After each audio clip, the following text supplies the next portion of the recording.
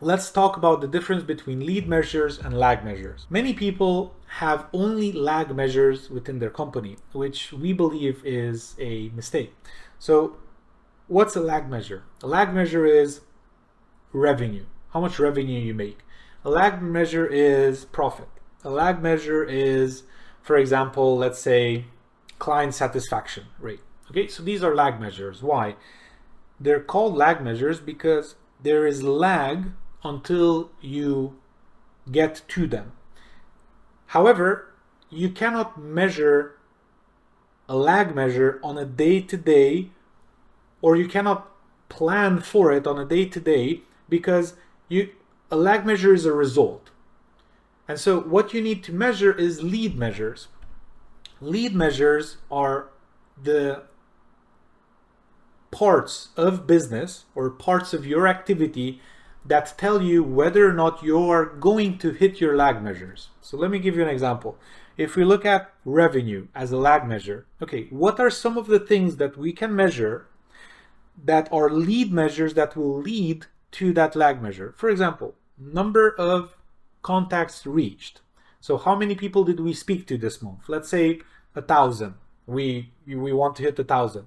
After that, we can get to number of conversations held, sales conversations held. So we reached out to 1,000 people. Let's say we have a 1% conversion rate to sales calls. So we had 10 sales calls.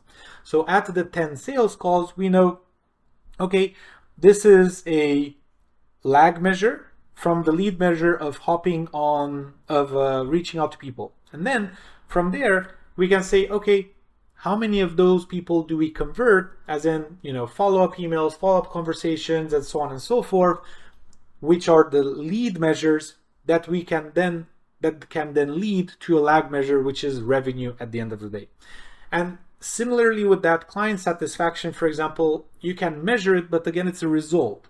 And so what you can do is you can send client update emails. You can have client feedback conversations once a month or once a quarter or whatever. You can do things to make sure that that client is always satisfied, which are the lead measures. So lead measure, again, how many or what percentage of our clients have we spoken to on the phone this month, right? And so if we've spoken to 50% of our clients, we know that next month we need to speak to the other 50% of clients, so 2 months don't pass before or in between client conversations, right? So this is something very helpful that you can, let's say, use within the, let's say, overarching view of your business. Again, most people have only lag measures. We recommend you distinguish between lead measures and lag measures. And if you do that, you will see that you'll have a much better view on what leads to success. Okay, maybe reaching out to people over email doesn't work. Maybe reaching out to people over LinkedIn works, or through Instagram, or maybe going to events works. Whatever lead measures you can put in place to see if you reach your end lag measure. So there are 4 main things we recommend everyone measure. And so those things are, number 1, top line revenue. So top line means the money amount that comes into your account every month or every year. After that, bottom line profit. This is what we call take home cash. So this is what you can send yourself as dividends. So let's say you made revenue of 100 grand, and let's say your total expenses of everything was 80 grand.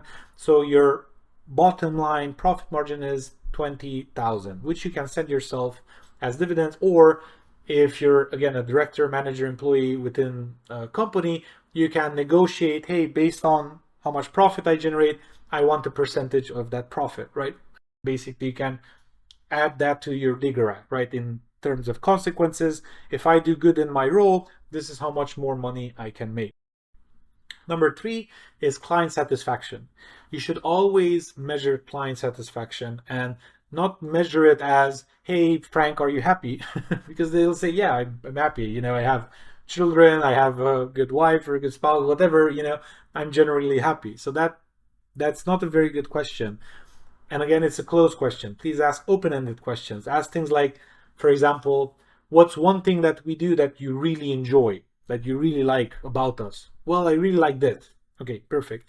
What's one thing that we do that you would wish we would do differently? Or what's one thing we don't do that you would wish we would start doing, right?